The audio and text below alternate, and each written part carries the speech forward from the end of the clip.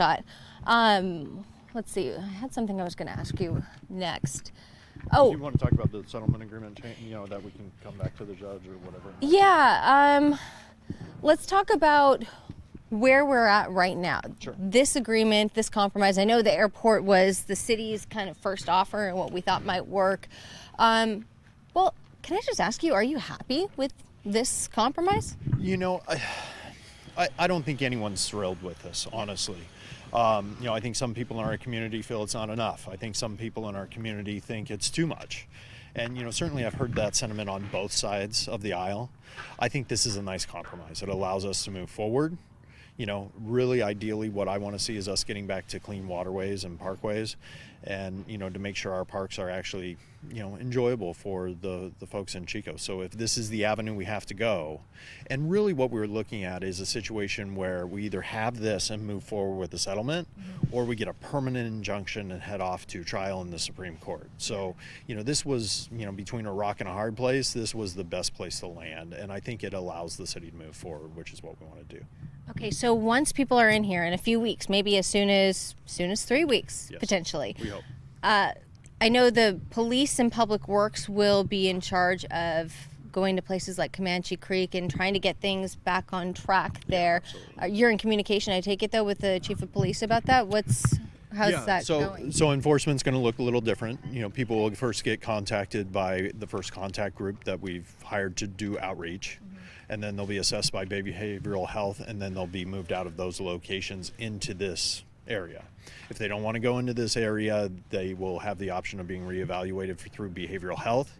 Very few, according to the judge, would actually be able to go through that process. We don't want a process that's taken advantage of. We don't want hundreds of people going, you know what, I have to live in a park or something along those lines. So, and then if they don't want to vacate those spots, then, that's when enforcement comes in, starts moving them along. And obviously we have a lot of repair in those areas too. Some of our park areas have been severely damaged over the last, 2 or 3 years. So, that's a priority for the city to clean up and get back to the way it should be. Let's walk for this next question. So we're, I have a question that you can ask that I can be behind you, so it's a shoulder one, yeah. Whenever. Yeah, let's do that, but we'll shift a little bit. Yeah. So where we're standing right now, perhaps is walking distance from Comanche Creek. It could be a bit of a trek from, say, Lower Bidwell Park. Is there going to be some sort of transportation? How is that move facilitated? Actually that's being explored right now through the city, so that I don't necessarily have an answer to at this point and what that plan will actually look like. Obviously they'll have much less room here for their possessions if and in fact we have to store and house their possessions. And that's a very loose term. Obviously, the community has a different take on what possessions are versus what some of these people believe their possessions are. But the judge is very specific that, if it's property belonging to the person, you have to take care of it and store it for a certain period of time before we move forward on tossing it and throwing it away. Is there going to be any sort of oversight? Do you want to kind of do this like from the side, maybe like a wider shot as we kind of walk this way? Yeah. So you want me to move it? Yeah, we'll kind of walk like this, and you could maybe just kind of follow along. Stand here then. Yeah, sure. Is there going to be any on-site oversight or oversight as people choose which unit they would move into in terms of, say, it's a mother and daughter, and maybe they're concerned about living next to somebody who might have more mental health challenges or something like that? We're facing that issue obviously in the parks. People choose areas based upon where they feel most comfortable, around their friends, things along those lines. So, I think that'll be taken into consideration, but certainly behavioral health and the organization that we have running this facility will be in charge of those type of things. So they'll really be in charge of the management side. The city's not going to get involved in nitpicking those individual things as we move through. We just want the site to be as successful as possible. Okay, the things, I know there's a lot of different offers besides just these shelters that we see right now. We're talking about meals every day, showers, laundry services. Is that all worked out, and is that all funded by the city essentially? So that's funded by the city. Again, we're looking at some state and federal resources to help pick up the costs on those. But basically what you have is showers provided once a week, meals once a day, with some snacks throughout the day if something available along those lines. And that was really, I think, a sticking point for myself is, as we had these negotiations, they did take a long time, but at the same time we moved at a pretty lightning pace in terms of getting this done through a federal judge. So, that was one of the areas where, I can't say was something that I wanted to see necessarily happen. I didn't want it to be something where people go, look, I get everything free. This is a wonderful situation. We don't obviously want to be a magnet for people outside the area coming.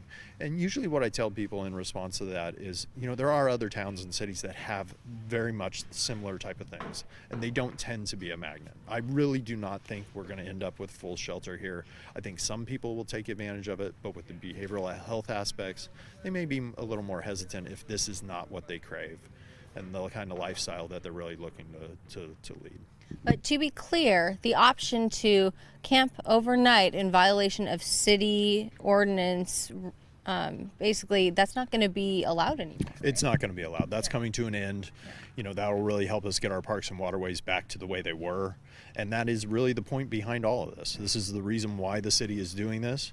Obviously there's some care and compassion that comes along with that. We have a population that needs help, but at the same time, we want to restore those parks and waterways, and this was the best, most intelligent way to do it. This probably... Do you want to back up and we'll walk towards you again? Yeah. Okay. Sorry, my arm hurts. It's hard to imagine that this would have happened if not for the situation that we've been in with the lawsuit and the requirement for some sort of settlement agreement. Do you feel like, though, with the state of our nation, the state of our state, and the homeless housing crisis that we're in, that this might be a good thing for Chico? I think it's a good thing because it allows us to move forward. Multiple cities are going to be facing this. Unfortunately, we had some attorneys who were out for a buck, and obviously not out for their clients because their clients got a whopping $1,500 and they scored over $500,000 in terms of the settlement agreement. But so they were out to do this, and you see this in various aspects in terms of different laws. You have attorneys who, for example, on districting in the state for cities to do districts, went around the state and sued a variety of cities just because they wanted to incorporate and get those attorney fees. So I think that's really the situation. I'm sure this group will move on to the next city, start a lawsuit there, try to end up with the same type of solution for them because they're craving those attorney fees. So, really I think that's what got us to this point. But I think also what got us to this point is the city, previous council just looking at this